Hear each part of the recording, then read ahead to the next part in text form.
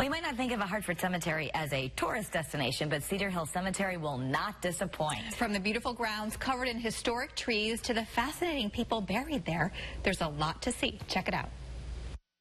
Cedar Hill Cemetery in Hartford was considered the place to be buried in the late 19th and early 20th centuries.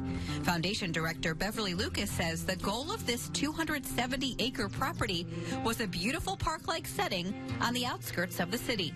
Cedar Hill was established in 1864. We were designed by Jacob Weideman, who also designed Bushnell Park here in Hartford. We have lots of beautiful trees and rolling hills and such, and then, of course, the monuments. So, I mean, looking around, one of the first things I noticed are the massive trees. Yes, we have over 2,000 trees on the property, representing about 100 different species, and that's, one of our goals is to maintain the trees as long as possible, but then also replace as things age. You'll see a mix of traditional New England trees and some unique ones, like this one, a weeping beech tree from England. It's one of the oldest in this cemetery. It's quite spectacular.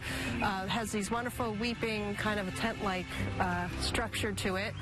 This tree is from Japan and dates back to the late 1880s.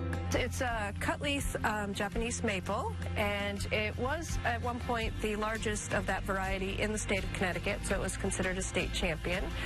It was damaged in the October snowstorm a few years back, as were many of the trees here, but it's still fascinating to look at, especially up close. Now, how about some of these monuments? In the 19th century and early 20th century, a lot of people spent a lot of money on their monuments to kind of show their kind of status in the community. This pyramid is from the 1880s. Buried here is the family of Mark Howard. He was in insurance. The Wickham family of Wickham Park in Manchester is buried here. And this resting place belongs to the Russell family of the Brownstone Quarry in Portland. The monument's interesting because it's actually a statue of him. Wow. So that's our only one in the cemetery that is of an actual person. And this one you can't miss. In fact, it's one of the most famous at this cemetery. So that's for Sam and Elizabeth Colt. Elizabeth Colt actually put this monument up in 1866. Her husband, Sam, the revolver manufacturer, actually died before we were established in 1862. So he was buried elsewhere, and she moved him here. But the monument's been up, was up many years before he actually was moved. And it's sort of a tragic life. Tell me about who else was buried up there. Yes, Elizabeth, they had a very short marriage to Sam Colt before he died. She was pregnant 5 times. 4 she lost in infancy, and then her only adult son died in his 30s. So her 5 children are buried there along with Sam and Elizabeth. It's estimated it cost Elizabeth Colt $25,000 for this plot and monument. Can you imagine the cost today? Nearby the Colts is a Civil War monument. Griffin Stedman was originally from Hartford. He went to Trinity College. He was in Philadelphia reading the law when the Civil War broke out, so he came back and joined. He was wounded and eventually died, but named a general at just 26. Recognize the name J.P. Morgan? This is his family's lot. And we can't forget about one of the most visited graves here, Katharine Hepburn.